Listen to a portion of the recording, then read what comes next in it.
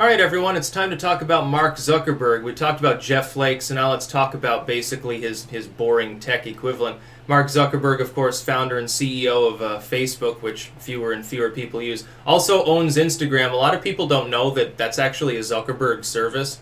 I think they think that it's still the independent company that it once was before Zuckerberg zucked it to the tune of how many billions of dollars he paid for it. He made a good investment. He certainly made back the money and then some because he has kept that service. He's data mining. He's taking more data from people and harvesting their private messages and their porn and stuff like that for future blackmail use, which is pretty much what it's about. But Zuckerberg has now kissed ring even more. Like for a while, because he's got so much power, think about some of these big tech firms and the amount of power they have. The government wants to give them more power, which is dumb. Because of that, he was like, well, what can we do? Government shouldn't get involved. We should be the ones doing things. Like basically, I want to be a tyrant, but the government shouldn't be tyrannical. They should leave Silicon Valley alone to be monopolistic and sell out and stuff.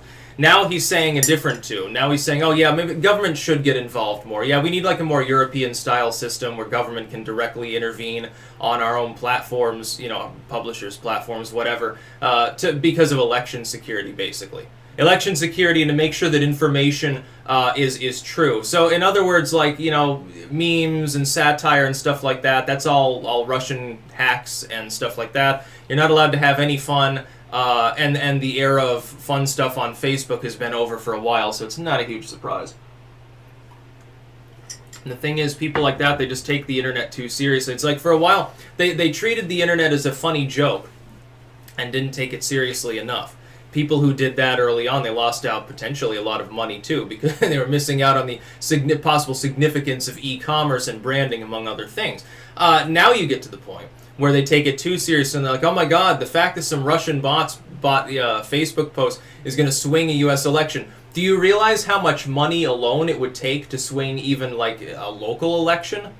You realize how much elections cost, correct? On a national level, we're talking billions and billions of dollars just for the one more major race, which is the presidency. How the hell is Russia going to liquidate tens of billions of dollars in order to actually flip an election in the U.S.? And what would be the point anyway? Don't you have faith in your political party structure to keep the Russian agents from becoming your nominee? Apparently not. It's very, very funny, and I say that tongue-in-cheek. It's funny because I wouldn't trust them to do anything. But I don't think the Russians are trying to infiltrate things. If anything, they would have favored Hillary Clinton because she would have done dumb shit in the Middle East like W did or like Obama did and weakened the U.S. standing. Trump has pulled back on that. I think that he's Putin's nightmare, actually. He hasn't held off on new sanctions. He's considering new sanctions today because Russia put a few hundred specialists in Venezuela, of all things. Oh my god, Monroe Doctrine, get out of our hemisphere. Everyone breaking down. It's like hilarious and shit. Here's my thoughts on the whole situation, though. Russia does not have the fiscal capability or the technological ability to hack our elections. Some people still think that this is an issue of some Russian spy physically going to a voting place and plugging an infected USB drive into a voting machine in order to make Trump win in 2020 or something. That's not even what the experts have suggested. The biggest suggestion that they've made in regards to supposed interference by Russia in the U.S. election was that some Russians in a troll farm made shitposting memes and spent a few $100,000 all across the board, a few million in total, on ads on Facebook and YouTube and places like that. I am sorry, but they probably changed 0 votes by doing so. They probably had it's drowned out in a massive lake of actual organic memes. It's drowned out by billions of dollars just of corporate money in politics. That should be the real issue. We should be looking at corporate influence in our election system. We should be looking at the role of companies, including Silicon Valley tech sites, in our political process. That's what we need to identify as the problem. I'm not afraid of some Russian troll farm making a Pepe meme. It's not going to do anything. But I am very afraid that a site like Twitter or Facebook can throttle, a political scandal, prevent it from being seen, especially with technology under Article 13 that's potentially going to be delved into. They could literally prevent anything, it would proactively prevent anything from being there that they didn't want there. The example was made, what if there was like a politician, let's say, and there's a sex tape of them. So they register the sex tape, they actually take ownership of it. then the filters on these systems will automatically prevent it from being put anywhere. It'll be impossible for it to be shared around unless someone puts it on a USB and literally like puts it, they've got that thing where they do USB sharing in certain urban areas. They have USB plugged into a wall, literally like a brick wall or something built in, and you can up and download stuff, which is a good way to get a virus potentially, but some people do it.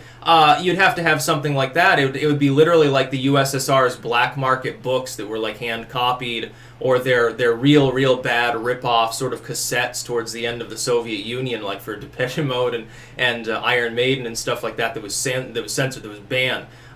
You'd have a situation like that. And so, no, I don't think that tech firms should allow government to have more of a proactive role, and I don't think government should allow tech firms to have a more proactive role. I think they both need to try to dumb one another down and prevent more of the censorship. This is the United States. If you want a European-style internet, okay, use European sites. Your U.S. firms, act like it. I quite like the memes. I don't really care if some Russian made them or not. I say that as a frequent critic of Russian policy. Yeah, I mean, they have the right to have troops in Venezuela, but it's not helpful. Who gives a fuck about Iran? Russia has no legitimate defensive reason to posture in the ways that it often does. And it is, one half of the active participant in the new Cold War. It takes two to tango. It's not just U.S. CIA imperialism. Well, there's Russian imperialism too. It's the same fucking grand chessboard it was before. Cold War never went anywhere, unfortunately. It's getting worse and worse. But that doesn't mean that they're going to actually be able to hack our elections. It's not going to happen. It's a bunch of bullshit that's being drummed up by fearmongers that want to sell you tabloid news stories, number one. By politicians seeking to make it a major issue because it's easier than some of the other issues they really should be discussing, number two. And by tech firms, number three, to make more money, number one, to squish out smaller competitors, the alt-tech industry. Number one, and number two, to try to censor users on their platforms, which they've wanted to do for a while. They've just been looking for an excuse. They want an excuse to dumb down their own platforms because they know unless they get people convinced that it's necessary, it'll be unpopular. It's unpopular to throttle and censor people. And look at what Tumblr did. Tumblr basically committed suicide. They said, oh, it's a compelling need. Nobody took it seriously. But Russia, oh my God, we've got to do something about that. It's the same fucking Red Scare bullshit from before. That's about all. Peace out.